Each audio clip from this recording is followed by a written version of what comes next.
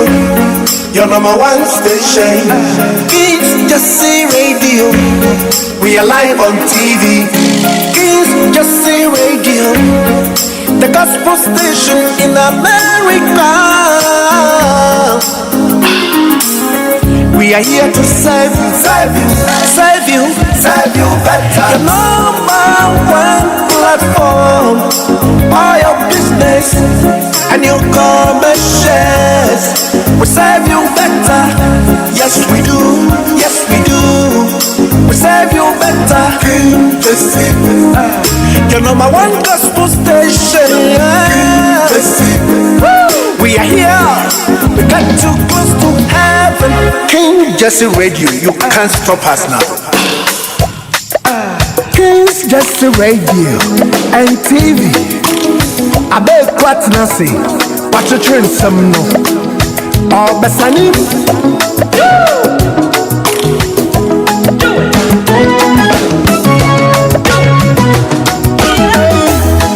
My sorry, me pencil some I will be a sympathy.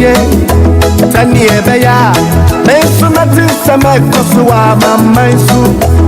Medi me fidi na koto. Kings Jesse Radio.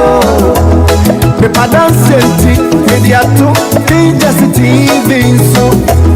Ahona me hunu seb. Asama ya kanyina ya no pari todo.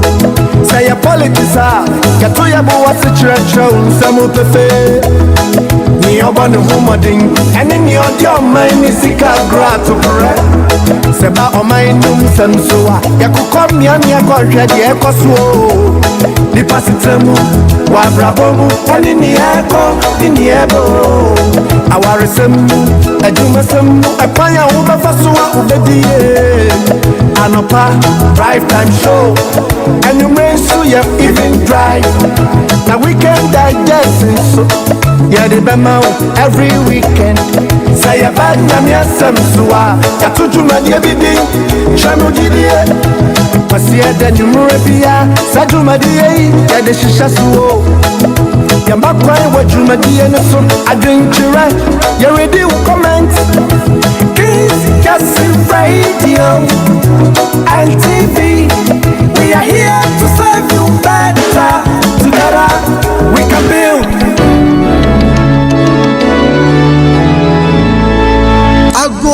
Awofo ewo Central Region titru asimfo sunu important mo be suku papa de mo mba kwanya ntete pa no aba ataju fowa matedende Heaven on My Mind International School yetwa ne tia homies abesi maso ye pe edi a chekirefo a won ma gi abodim pa wo Ghana Education Service na wo mmofra de kiremu hunu etu nsan fresa fa wa bofra bra na nsan wa bofra mfiri suku yi mu se wawie no na okuta ne daache homies atwa no bo asia fa ketresa wonum aduane nuankasa mammofran a great balanced diet enu na be mo adwene mu abietumi ahyiade yie afi uba infirmary omo a nurse fo omo kura bodimpa be mammofran first aid homies asan wo bookshop and library afi de buan korana de hia mesi pisita ye free wifi e wo campus baby a wogina bia wonya wifi e de hyiade baby a wo be hia homies abofra bia odanso homies asan wo school cadet me ha mani a minima de kwa homies eni wo suku mu ho homies e wo science lab na computer class one child one computer umpewe na opedie esa ya kwantro ne two continent homies e bie na pono abribiara homies e fankoda e fi crèche ekosi JHS admission e koso pre homies e wo 0247890094 and 0243616721 www.homies.org Heaven on Earth International School homies moye mo frante to yasia yampa.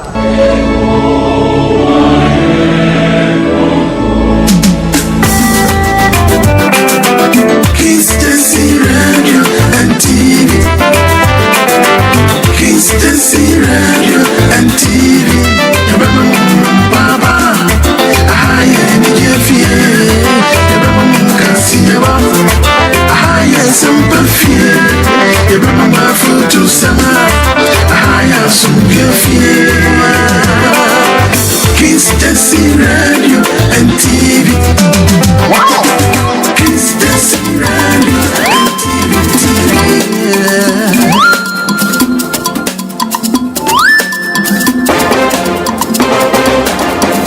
Ose ye Ose ye Kinja TV in the radio ya trasio ya trasio Atijina sampa bwa no we bramo I don't think Mumbra Betie Monteye na ya Shabonye Monteye na ya Kwakwa Fabo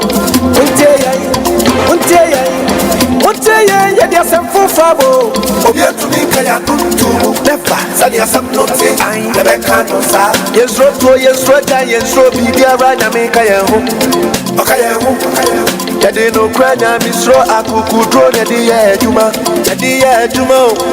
if you are some, or my Musam, Abayasam, Abatusam, we are Bonia Yabeka, we are Papa Yabeka, King Jesse TV in the radio, Yatrasio,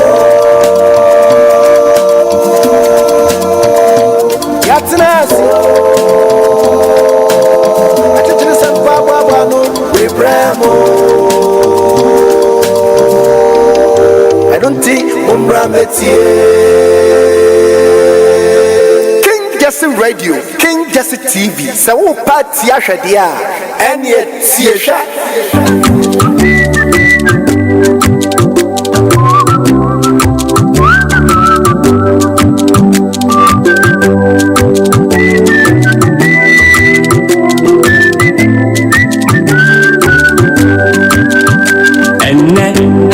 Messiah me walk for no, and Messiah my jingpa. Messiah we, Papa me ma go. Sisa ma koma mama koma fufro. And Messiah me walk for no, and Messiah my jingpa. Messiah we, Aja me ma go. Sisa makuma mama kuma fufro Papa mami nyo Mami akuma fufro Wadada tina mabe Mami akuma fufro Akuma jiji fuya Mami akuma fufro Akuma fufro dami Aya sisa makuma Mami akuma fufro Aya mami akuma fufro Akuma fufro Madada mindo akoma fofro dami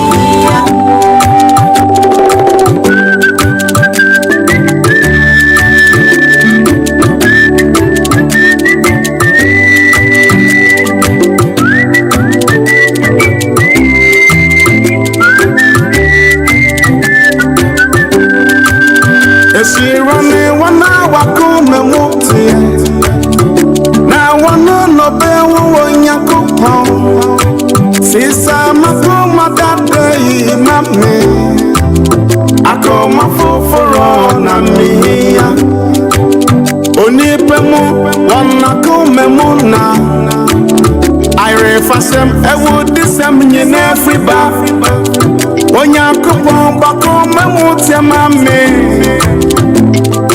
Mami, akoma fufro. Mami, akoma fufro. Mami, akoma fufro. Mama, akoma fufro. Mami, akoma fufro. Akoma fufro dami. Sani afuratie. Every Sani wano. Sara mama akoma fufro. Everybody boy, mami akoma fufro. Akoma fufro dami. Minka nuseni, avintu minyuseni.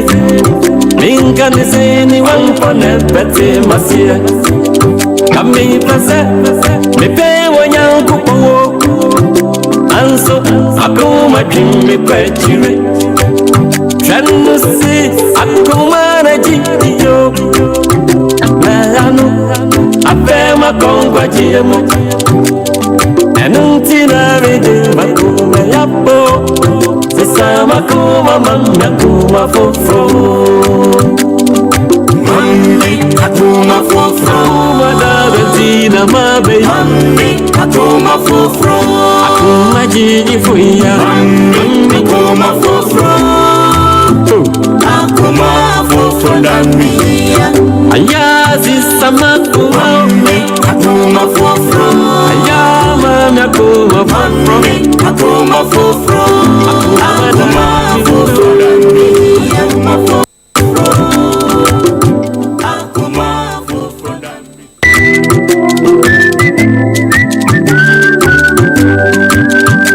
enne mesia me bofunu enne mesia majinkwa mesia wi papa me mawu sisa makoma mama Akuma fofro enne mesia me bofunu enne Kings Jesse Radio.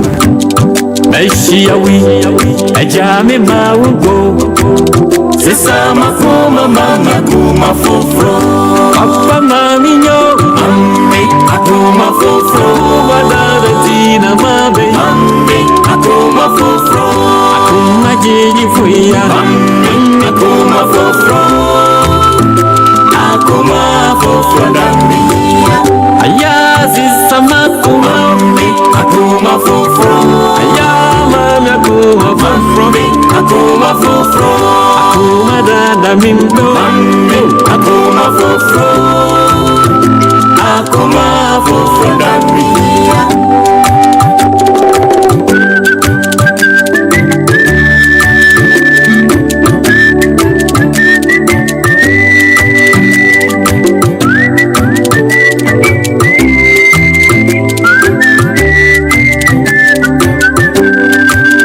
Esirane wana wakume muti na wana no bewu onyakupo sisa makuma dade mami akoma foforo na miya onipemu wana kume muna ire fasem ewu disem nyine friba onyakupo bakoma muti mami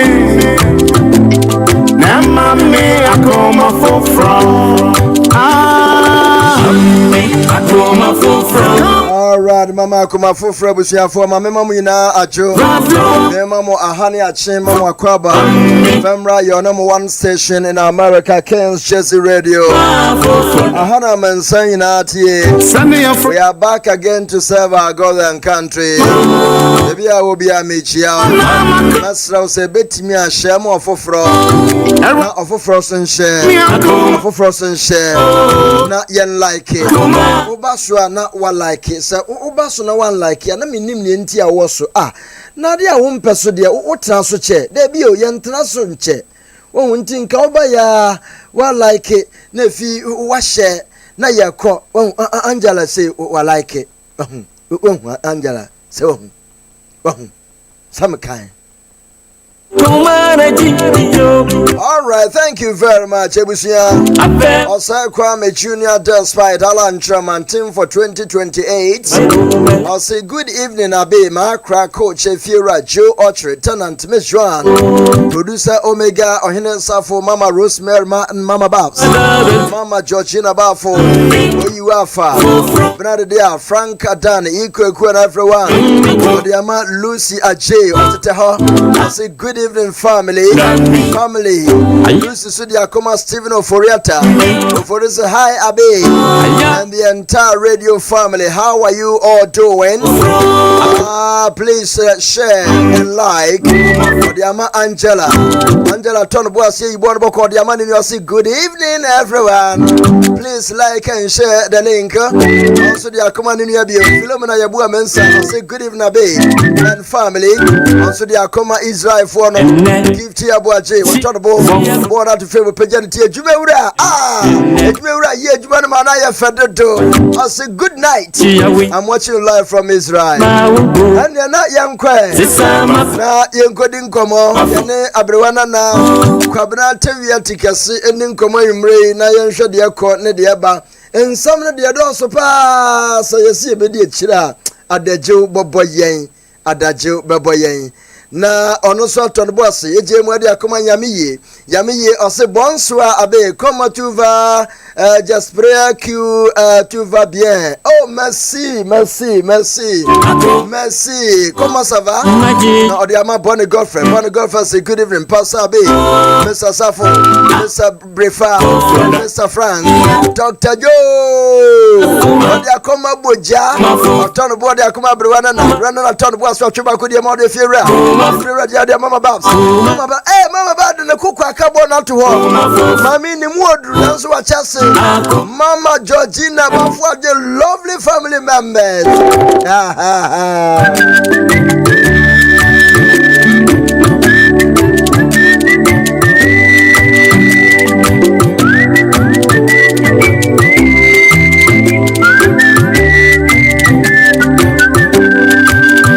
She running one hour come moti now one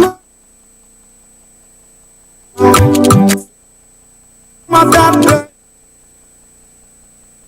I come me only memona I refast them in every ya come back me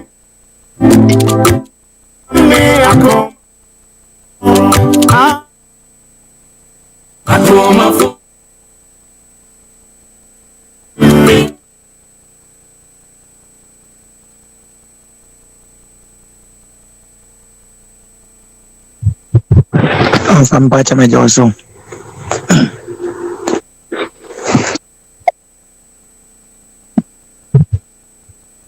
Ofamena oye. Mejoso pa.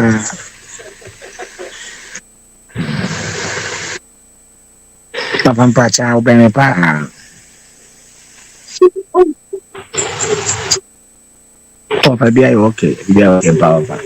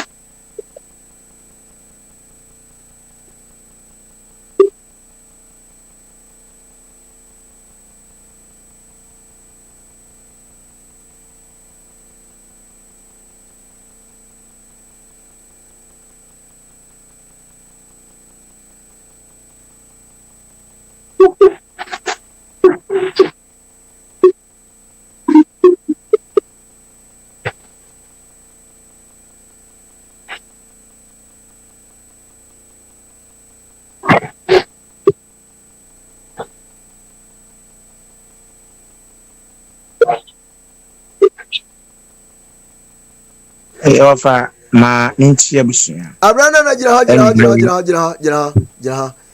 mi amiye ina no na me kasa no emba tobo mi ana mesemepe efidie mabre ben ai mede picture bi atusu sesia na picture mede atusu no ne ekira ne se owura Professor Edmond Nim yem dele. Watch us. I started this fight. Bleached babies. Bleached. You can't bleach. That's out here. Papa Chopper. Obi a upon hopa bleached. Bleached. Obi o wa sabin producer. Obanwa. Here. Upon hopa. I started this fight in 1975. I warned that bleaching could cause cancer. But over the years, the advocacy seemed to die down. Any idea, bro? No.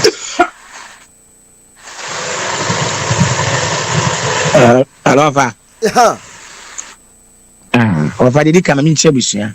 Chiawo. No fa mo bi adwo. Ofa mi chia me ma me mo na afi papa me nua no me ofa mi cheche obi o platform yi so fa. Na ofa ni nyina ne se oba Ghana. Ofa yem prebebre no ade a na so ma doctor. Of this science mo to your side professor. And of science founder. Board chairman. And also chief consultant. Or say the entomologist. And of what's our ben pa nipa wa ben papa. E ba ne se ni media for ben pa.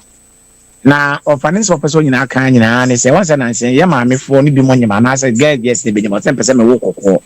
Me wo akra wo ye kokko. Me bandie pese me wo babro ni nti of amono maduro. Na ama akra na oda ne yem no. Obewo no ye kokko. Of aduro a e wo Ghana ha apemfo ni bi enom no. Na ena papa we of wo kasa de atia se e wo hwe a enkukura of yesra na be ma ni padua no aye ko no wo hyase kasa tia yi se wo sra we bini na oye wadwen so beda ne wo ni padua nani na de nku ato ani efi wo kala na of wo ma ko kala fofra betimi de kokura maba na of kan of ni wa nyu bia wo boa no ama ne ko ano peso ko tia saa ofa entokwa na da wofa ye woye bibini na pese wo de nku ana so pese wo de srade eto ho ne mani no fo ye wanyo obi a ntie ne de ofa abetna minsem wo ye sanko be ko tia no fa ajiegu ti abetna sisi ye ofa me ka se obenyam na akoto aduro no anom obewona ne ban ko na enso etum ofa ye se wa wobro ni ba na enso aduro na wanom a ama ne ba na ye sa ofa ye papa yi na professor e de sanse mi ato ofa Just we bad time, painful na one no said no eblichi uba no wo yem. Ya ofa Ghana ha wa hapa ofa moton wa ha. Se wo yetuntum na bi apese obe wo na aba ne ye kokko. Ofa we dura ye nom e wo Ghana ha ye yesa. Hey. Nti obi a wo bro ni ba na nso ye Paul ni ma me yem na oba. Sa officer pepe. Wow.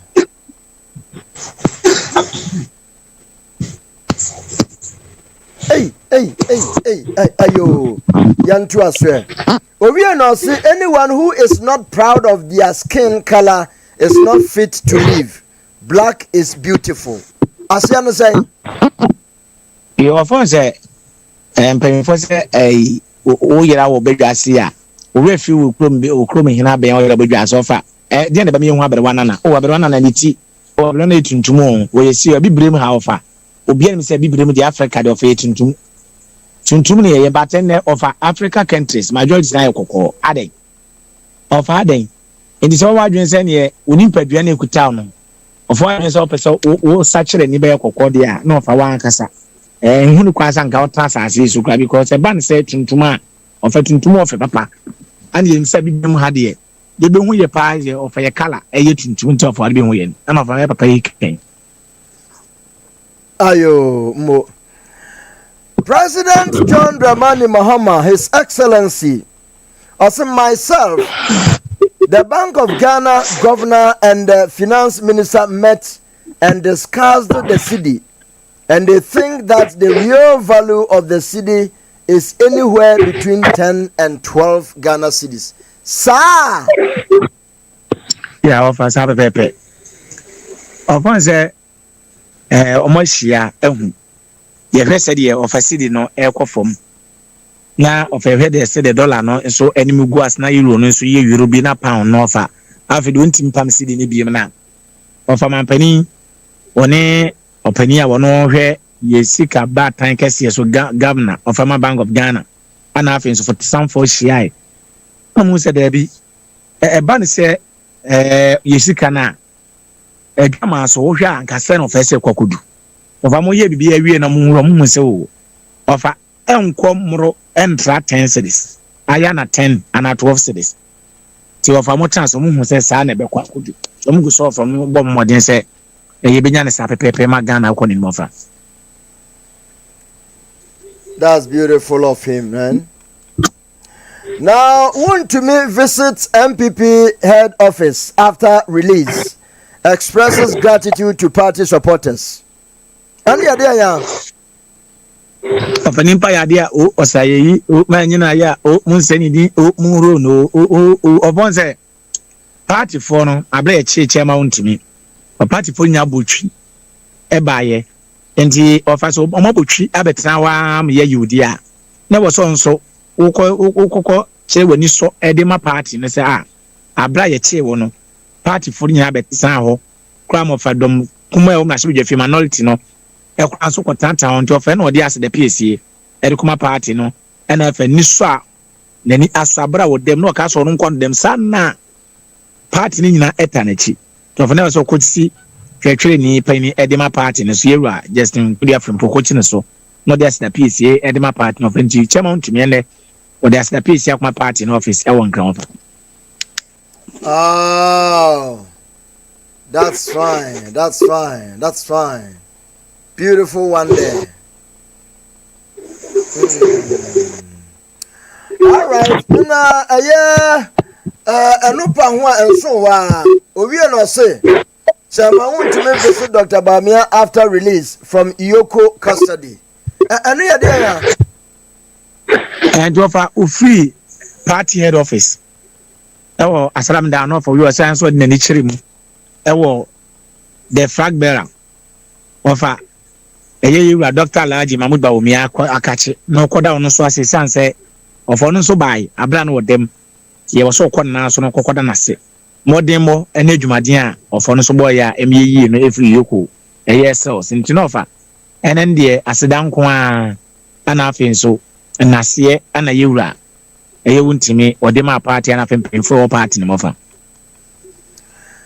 yantu asre also no certified medical records received from Oforiata or his lawyers OSP and da wote ho mo amfasa anwemo yina mra wo da so to afi na obeka also dia na me na mantrem yi of say enam social media no so some of the krata abre office of the special prosecutor say ye papa yi eye ken Oforiata of an hododo no e man be ye surgery kra nti of am person mo chere to the sense special prosecutor ya we say ye papa no surgery e ba so fa within this month no be ni surgery nti ba ni say an wasan declare wanted ana fa be kasa se wo no krata bi enfra ya sabia of ya jetum so bia o abrewana na tikesi hospital wo Canada nti me wo fa be ku yale nti krata eni of say there be sanity won nsan kan krata bia nti nsem e koso social media no of say nsan kan bibia ofa yo nsan kan ya anyahwe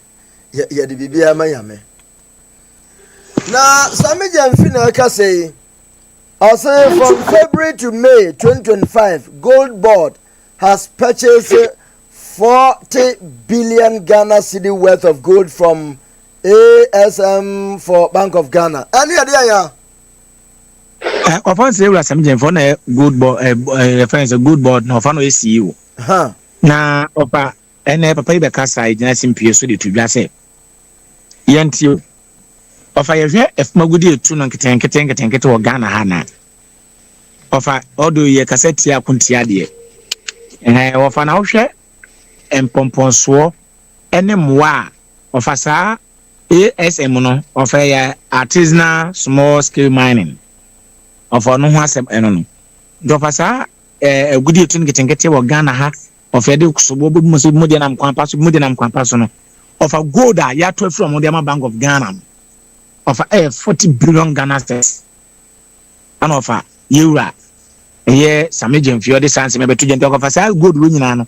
Send your good body ya of an get you from near the court. The day for had the court, the day for the court. To and say, my party, my Juma, I'm Yatonina, my Bank of Ghana, of a OCC. yen so emre bi ba na se e den ya daache no yebenya so emfa so ofa. All right, thank you, Yanko. Mu boy Juma. Na onio. Oforiata to undergo prostate cancer surgery. Mumani boja. Sha. Baby owo bia mun kan chense me de min sasi me bo se. Sa prostate cancer nko ade a. Nko ne min tunchia na me mani boja no onom bosome. Na owu se doctor bagase ye ba surgery. Wen Ghana mpenimfo no. Mahu aya mu buya bomfia ade ekuta no eye more than gold. Se prostate cancer ho pa na wodi dwane a wodi mama oboja kofie na o monche wo ana so for ndo so mafie no so which mama na do man ho aton say e be chene ntentem se busuafo am kan kire busuya se mo mfase kan nka prostate cancer metimi adi edi akagirem boja obenum boja heba pada mo man bosome okoye lab we doctors back say that you don't need surgery, continue your boja, you are already budget.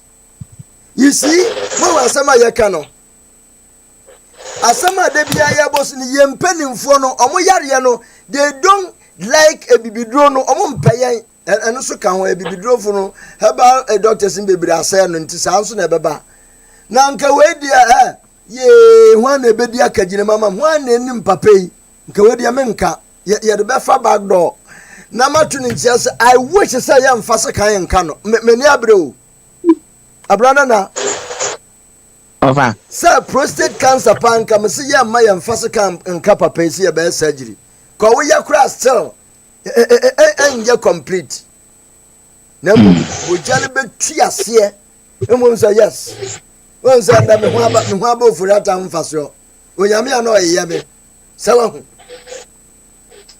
Allah be man bojale bi sa ofa wo de man na ho beto in the special prosecutor be che no ofa enti opese mfase kan wo no ya wo no se kan na obese no ho beto no ofa na odi 2 weeks so for kwabrechi we dey how many year ni still oda so se ho oh we pa de no kwasempa nka majimidin so wo prepare me ya manboja no ma aba nko say yes say bibi wa Ghana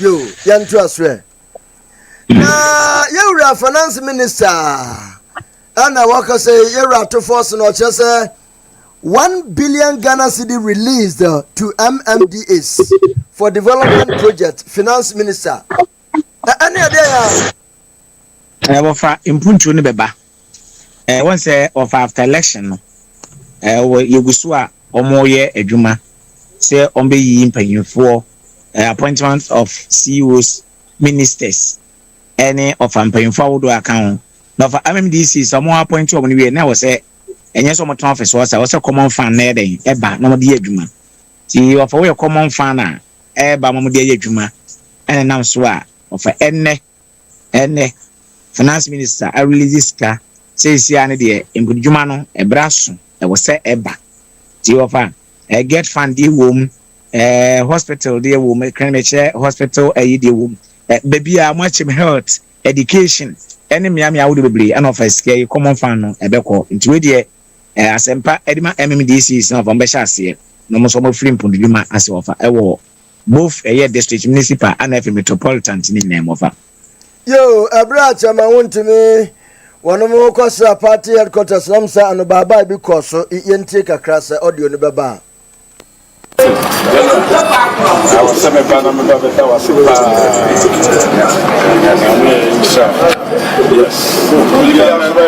yes. Chama una left na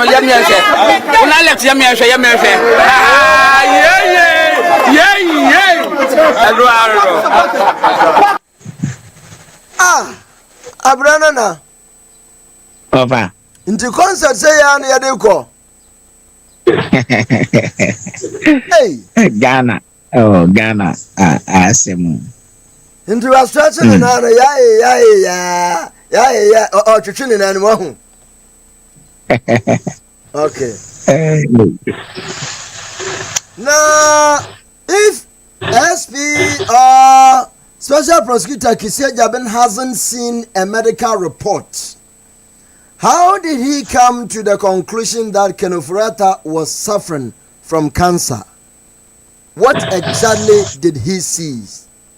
Frank Davis, Kenofurata's lawyer. Osidai. Of I won't tell you, dear, say social media near can a ban is saying, and of a catcher say, you were Ufuriata early, cancer. So for us in Bisa, you were a year Kenofurata and lawyer, Frank Davis, of all the sons of Nabe to Bisa. So do ya cat bia, unya medical report bia, never say. And I won't say you are Kenofurata cancer. So for us, and once a metuja. And once we will say it's not the special prosecutor's place to determine when or what kind of Furata should do about his health. It is irresponsible on his part to do what he is doing. Frank Davis. Hey, Adena, you give and take. So me do ye say enye wase de ne say obema yewa Kenofurata actually say na pom de ni ana say yehu na pom de ana so mehu na pom de ofa enti enye wase de no ofa na oye say anzo a wo hu de wo ankasa no aso de da so no fa enye na wo hu enti so opese wo hu de a fine but say wase de a wo ye fa enye wase de enso de ne ko wase de na ye of yenim responsibility of the special prosecutor say we can say de hu de a ofa eno de intimi hu nti wa kise jabe ofa short na ekono so pa nti yehwe so no so be kasa no so ne crash powers said the yokofo eye no ofa. Now I say is Kenofurata under any compulsion to cooperate with the OSP? Hey. Hey. And them run oh,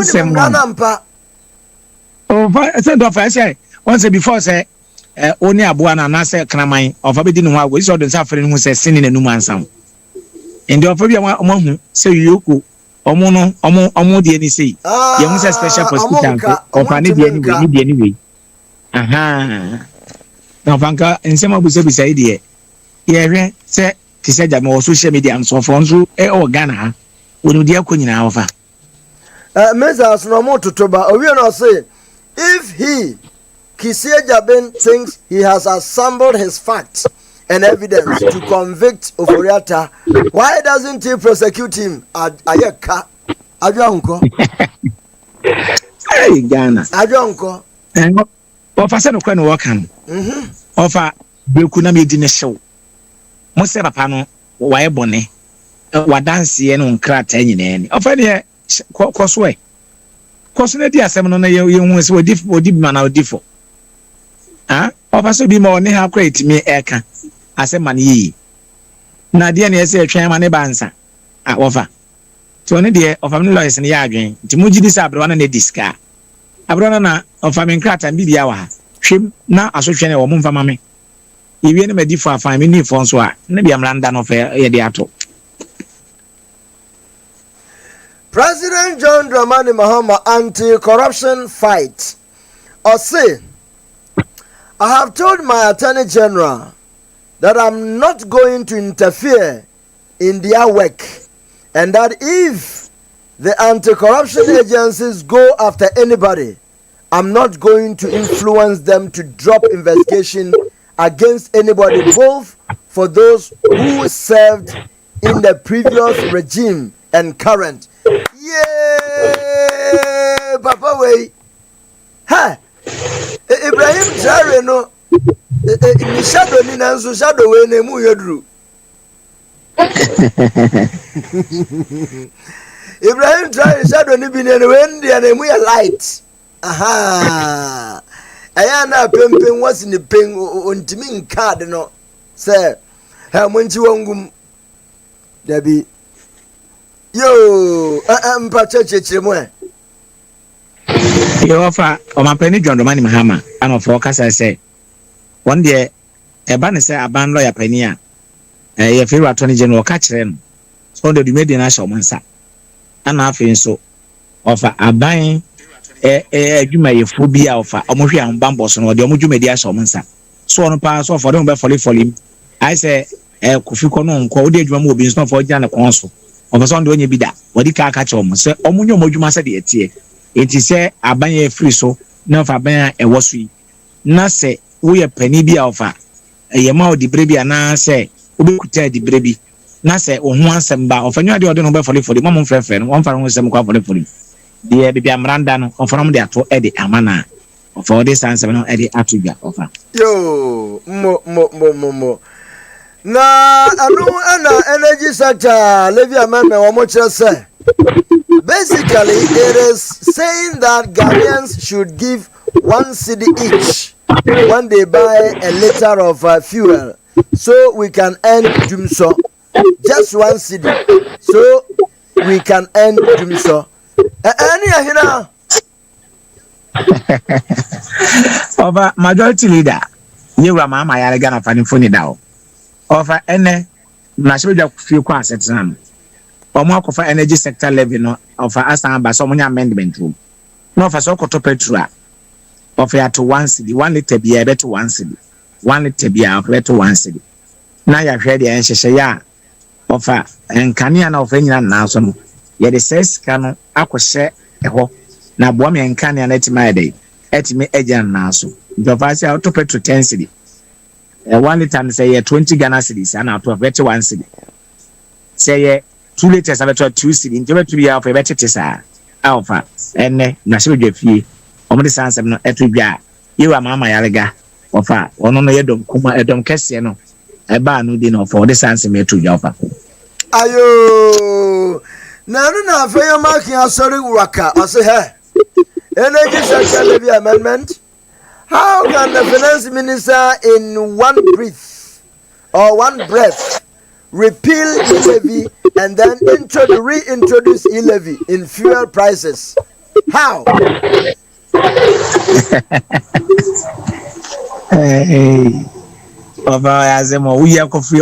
We friend na de akosha me de na ma to ya akroma akofa to ya ene ko ne ko no over Ghana e-levy ye free na ye de be she of a petrol oh daddy of I know ya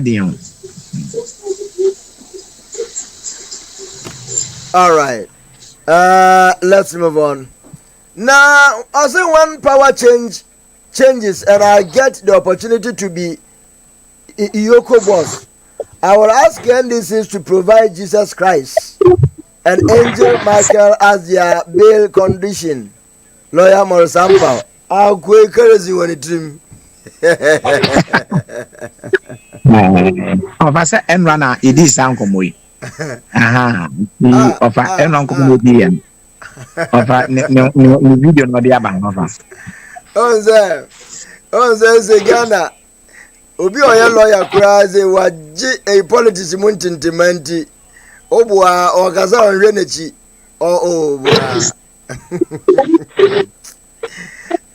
Mama yentrika kra. Yeah, agwei.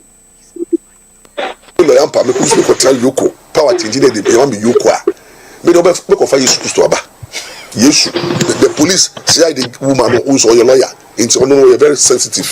What they are saying. It's on no eba pe no ma reasonable bail.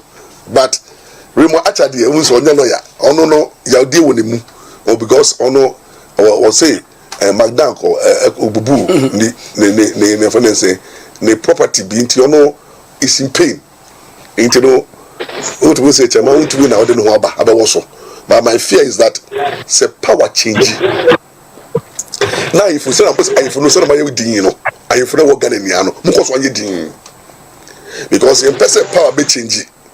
Na obi nso ye to sa fro say obra. CID. Na Yoko, me lawyer mpa me kusu ko tell Yoko, power change dey dey wan be Yoko a. Me no be ko fa Yesu Kristo aba. Yesu be condition no make you say very say justification dey fa Yesu. And above Michael Embra no mejinimu. Oti ase enti no bele bokos o eni si munkoso o amomrenie o mumrenie mundimani o ni pedi weni ena ba Yoruba to eni si mo na to ah mo de mo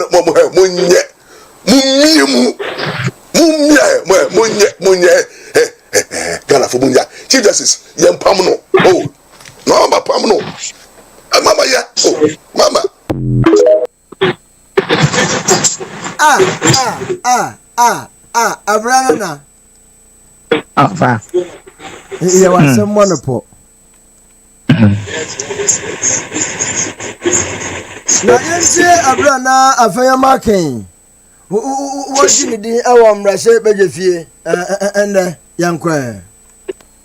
Honorable members, the Energy Sector Levies Amendment Bill 2025 has been duly presented and read the first time. It is referred to the Finance Committee for consideration and report, including the determination of whether or not the bill is of urgent nature. Na levy no, why you be a few? Na niamu de baby say no see a levy. Abrana na. Over. Levy no do no ye fi ho a. Na some say another energy sector levy nsu aba. Yi levy kura na yi na dika energy nsu esu be ye into the same levy.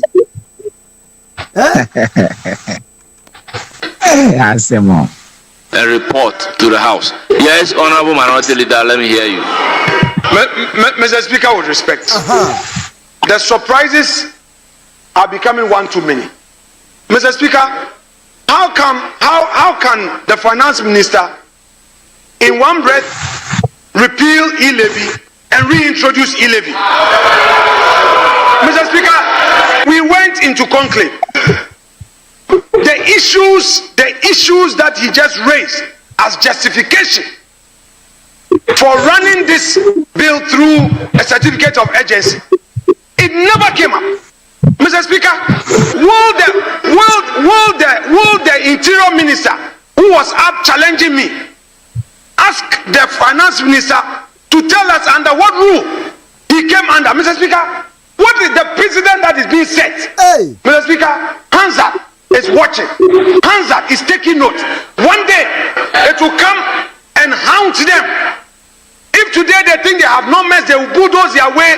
So be it. Have your pleasure. But bear in mind that someday what you are doing will come and haunt you. Mr. Speaker, with all the justification, what stopped him from engaging this side of the House? This morning, I must be honest that the majority leader whispered to me that something of urgent importance, of urgent value would come. Mr. Speaker, it is only important that we engage and you let us know. You come with your justification. You came here to present your budget. You presented your budget saying you are not going to introduce new taxes, new levies. Then you turn around, you say you are repealing e-levy. You are all over the place. Now you are bringing back e-levy.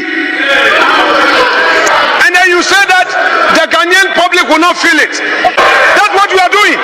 What are you? This is the e-levy. You have introduced e-levy. Then you say that you run it through certificate of urgency. Mr. Speaker, the e-levy being introduced. Honorable members, this is a house of record. What is it? Honorable members, this is a house of record. The bill introduced, which I have just referred, is Energy Sector Levies Bill. E-levy. Mr. Speaker, with respect, allow the minority to have its say. You allowed the minister to speak. What is Energy Sector Levy? Short form e-levy, is it not it? You are reintroducing e-levy. That's what you are doing. Reintroducing e-levy. And you are going to tax Ghanaians. Mr. Speaker, and you say under certificate of urgency. Hey, I'm running Papa. There was someone who says, I'm more than a fro. I'm more than a colonel go. He said, I'm quite cheap, Casana, or more ended. So you are certain allowances, my boy. Papa, Mukobia sitting allowance, Papa. I say there's a machine inside and Cobra. Yawa Galamse activities to machine. Of Ancobra Day. Ancobra Yawa. Yawa, what's saying Yawa? Yawa. Yawa, you're the same thing. Of film so called.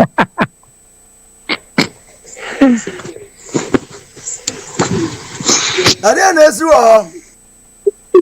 Yeah, of once I'm go so am pam ha no operation go so ekoso. Of a good year na mko apa so mo telegram na mgo so mti ba ofa.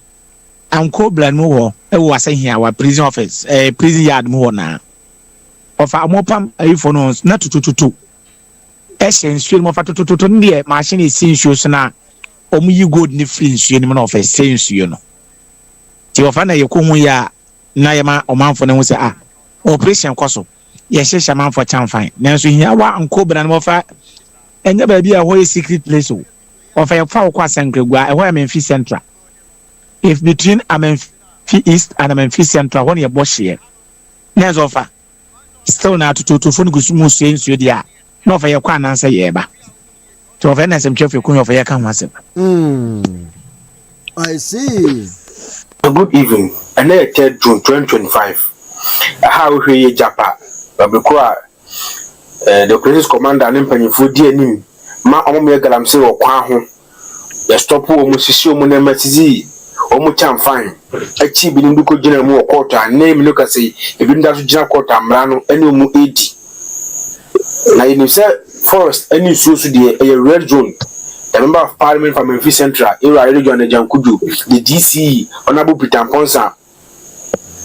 The new police commander Amenfi Central we bra the police for corporations are almost microphone bia edunko gina court video ya we the regional minister obekai bra confirm DC Amenfi Central Ira Peter Ponsa bra na mkwanso oba hiawa bebi na excavator ye adwuma o share say ye excavator no ye serious excavator na van kopie mu our assembly o share so omon fele no the same area and then they to machine sami ha mania best 4 and as 5 and 3 and isi wo hiawa and tedua me ka say isi wo e wan ko bra ni free a omu ye adwuma ewom yenim say the Minister for Lands and Natural Resources era amakofibu abaye no wati ko be from say water gas we adwuma we ko so hiawa an cobra no so madwuma immediate threat no esisade it must stop when the chance na ewia gede omoye tututu wonsuo ni mu obi eduwa no kasa ebesere mu the new police commander the DCE the MP adiwe de yansu soso wonsuo so garam say de no nekuta wasapat ensuo so any forest de ya bra esese John Dramani Mahama ba na wabra to na kwaso no we togofo na yes adwuma we ye wasafo ye yes adwuma we togofo na ye enti hwan who is behind this to innocent people na ye tiomu ye di omu ko we na ye nkrofo a ese water gas for ni manim ye mo hwe na mo tiomu the police commander the DCE Amenfi Central Kings Jersey Radio. Who is behind this to?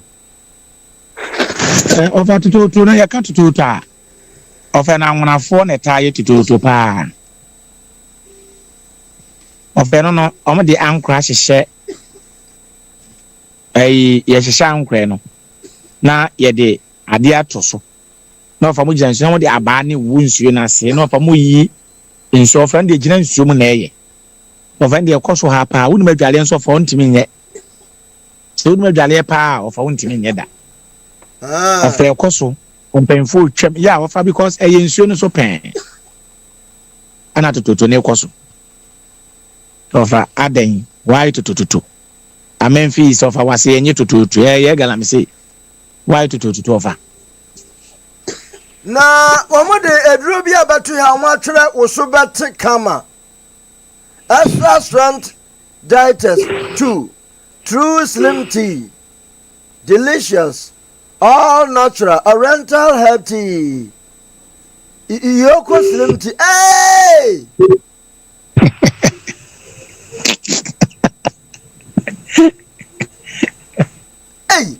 hey hey Ghana for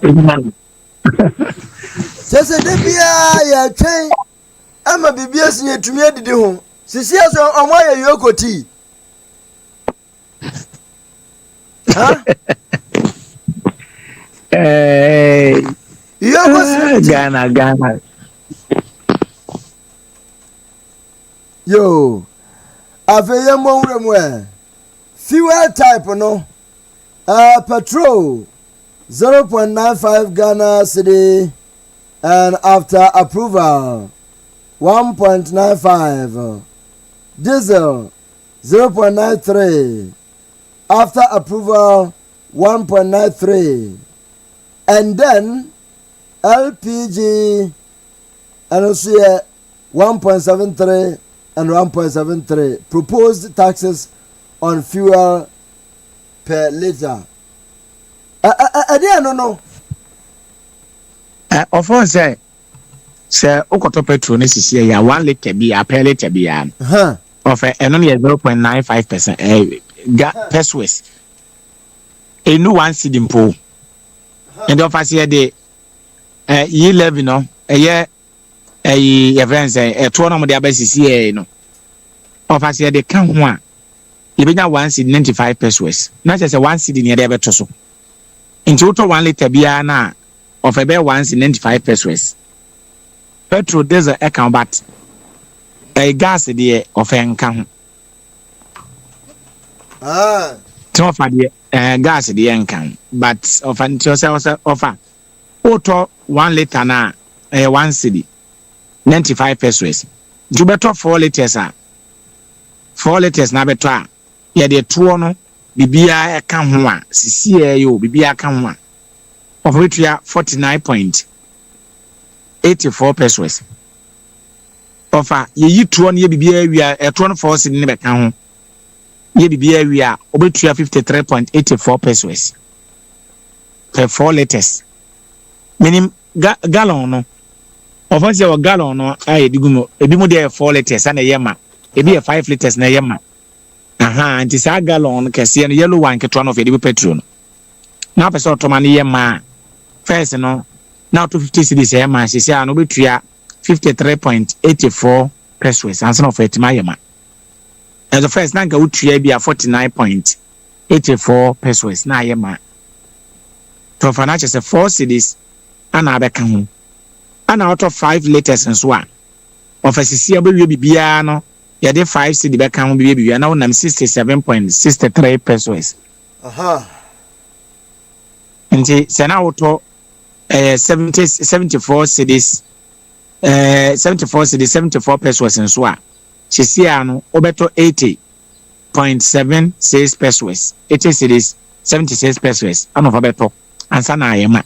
Ofie mu sa say pesos na da so ne yebenya wo he because emimi krom ha offer you need 10 pesos, you need 20 pesos ever ha. This are 7 pesos 76 pesos no fi benya wo he fa na dia ma fuel tankers na ye mekere pump attendants no fi enya size kan dia komo mo fa. Enti petrol ya tisu na ya tum Offer ya tisu ba pe we na ba ne de levy na be kan ni levy na be kan ne de offer asan be san kosoro. Na levy de e kan petrol. So offer enye yi levy a ye de we ni levy a aba ye be tua dum so. Ye be ti dum so so. Enti na 1 cedi. Sanka mo ye ni say liters bia beto bia na ti 1 cedi ankeye. But for ma fa 1 liter to 1 cedi. Enti bia me car no ana me moto ana me prague ya. Se me hwe liters dodo meto aguma. Meto bia 10 liters en aguma. Meto 10 cedis. Edi petrol na ki ate so ma meto no 50 cedis a. Ofa se meto 60 cedis. Edi ate na so ate no a ofa ye de 11 be kan ho no. Ofa no ne ya ban no ana ama fuel no sisi adjustment na koso en free your friends say omomoton petrol no ho. Yeah. Aban no to de beto so no ana ofa ama petrol no bo na ide akoso nti sa to ne Kings Jesse Radio Street. Ndi uto 50 cedis a sisi ano enye ma ebeba 45 ana say 40 cedis ana 46 cedis. Se auto 50 cedis a you bet 5 cedis na fresh about 45. Se auto 100 cedis a you bet 10 cedis and half so and about 90 cedis. And this also the 10 cedis a day esa ka wasa na tank be yema na yema ofana de ono Hey, prices na ho no. Ayo. Omampeni ogbo ejuma oya de pa. Say oya de na. Ofa me de eno an me ha no setem ya me ka che se enkop me tam ye ni ho beto ye wa ha no ofa ne bi hu se de ni ma ekoso e wa antofa ebu so sempuntu ne ba ndi opa ye bon pa we de desi Yo. Abrana no se bibi enu ho yenya o se bibi wo ho obetim de aka ho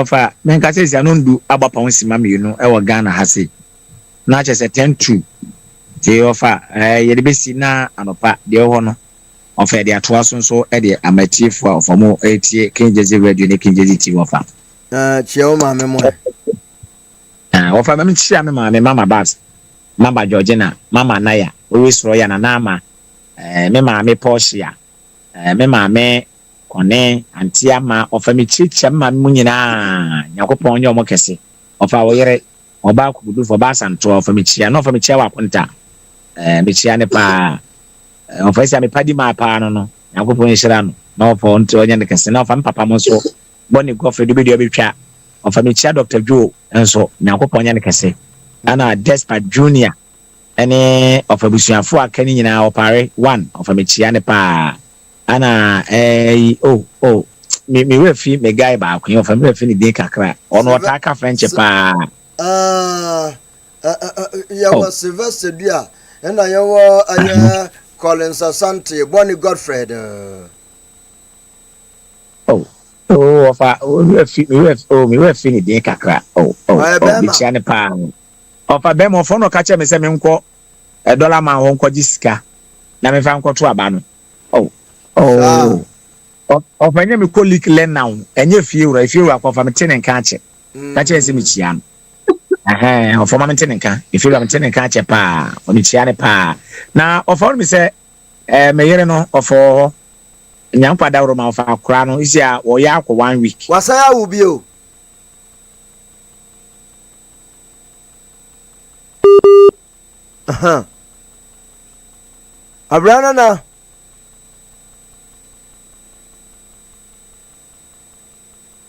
Abrana na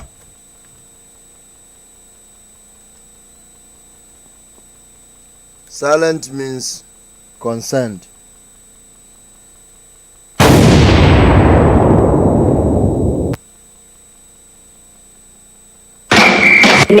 Yatide King Jesse Radio Kwesi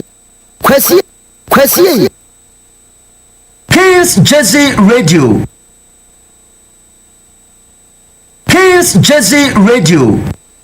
All right, for my young trust na abrana na kwabrate wiati kase ahoma no ate eko ave yamra fie na yamfa de aka na ye ho na obi sane me video bi mambo na chese maya yipemu edwuma no yene mo na edinti obi story eba na mambo story na chese manyade nti moma me kwan na yentie the content in this story na ebia na ebeboa yen na yina yemfamu aba kakra na yenhwe de ekọ ne de eba nti moma me mfa video no ento so na fi obia everybody should get ready to watch this video. This video was ana omudia be okay anunie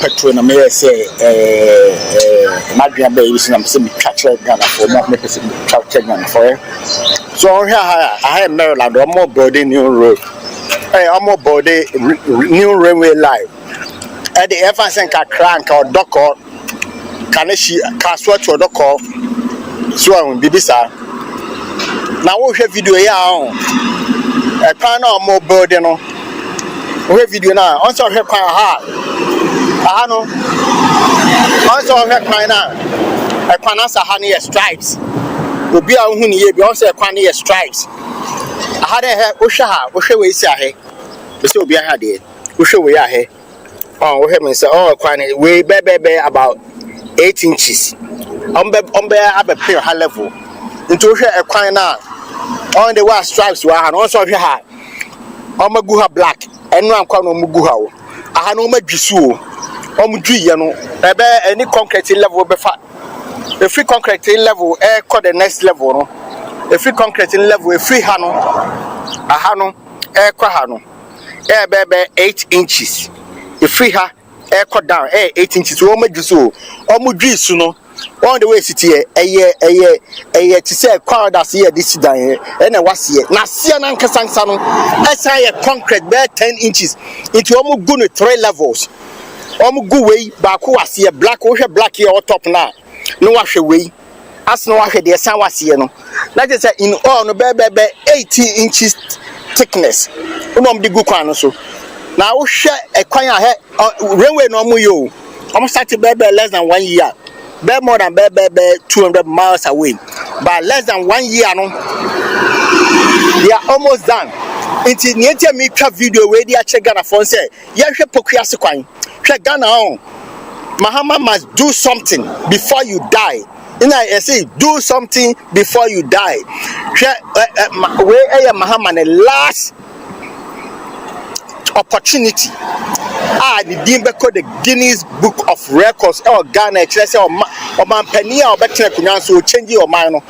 So a corner senior Asiano, Roma just say yes stripes, Asian and Sansa concrete. Bebe 8 inches was here in a plus way into a freeway neighbor quite level. No, as I said, not is all calculated almost 20 inches concrete or lower bottom.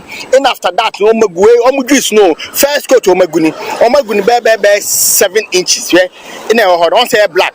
Rainway no more no Omugui kwano omusa omugui no omugu because 1% foot trouble a mouthful. Look at this. Omugu no omugu nti me pese ka me economy measure that cross kwan metwa no obi ahenti e kwan ni he rainway omuye no omuwie no eye 3 layers e kwan asia no eye concrete be 8 inches in a babe pim gravels we no omugu na we nso be 5 inches in a plus we nso be 8 inches that is how kwan na we calculate it almost 20 inches Ghana ye kwan a na obon say na ye de level kwan so near the coat guso near the abo near the abo white beer near be called as that's near the guso the guso na say asan ye say na ye the abo say guso just like that 2 guso within 2 weeks 1 month na kwan na start say 8 to 2 Ghana ye kwan and thickness ye nu be 4 inches wickedness in pa boni ne wo kro no mu Omaya obi aye boni aye yem punish no Omaya mihu enye Ghana ka mihu omaya obi edi boni aye punish no look at the road e kwan no mu ye no mu wie no on say mahu difference no on say sardine e black o atisa ha we ne adwisu ye juice yankoto anea what's up man the omu juice no yankoto anea on say me twara kwan apega say opese oba video no so hwe e kwan no omudwi no omudwi no yankoto anwe omudwi ye ni o omudwi ye no eye concrete when ye and quota ye thick very thick and ye corridors na sia no enu pie na sia ne ye concrete nti me ka me ko other side ka be concrete ne ye white we no omuwie yo nti almost start so omugu ne last level na ne he on the one kwa nti ha ne adwisu de ya adwisu no another one san wase you understand the way no ya adwisu de ya adwisu another one san wase mba bedwi na betu nti ya first way white one way white one way asna ba black way asna ba way 3 layers white one way mba we no hwa he ne tikira so endu yo eni so eni ombegusna be fa level pepenti white one level in a way level ansna ko way level 3 asna amakwan no ntia wo beka create na be 8 inches msheda ni penifo bi di ko so mgun be 18 and including bibian be 18 to 20 inches Ghana yegu ya kwan a hwe no mo ye no we no mo ye project no mo ye no mo wie ye no ye wie yo mo hwe de ekoso a omo mpese mfuturo we ka obia nti omo ye bibia at the same time very nice they are not joking Ghana a free hypocrisy call in sawam at say what do so just adia kitua bi ise yesi yakwaje contract aban we na eba beye chimie niema nkoa na oman no akufo adomo time bone o madi Ghana for no ene say your friend say wuntumi ho akire na nkwasiafo bi say omo contractor form sa MPs no mkotam Ghana seke bobo sankofo wetuo because o magimi dia fools.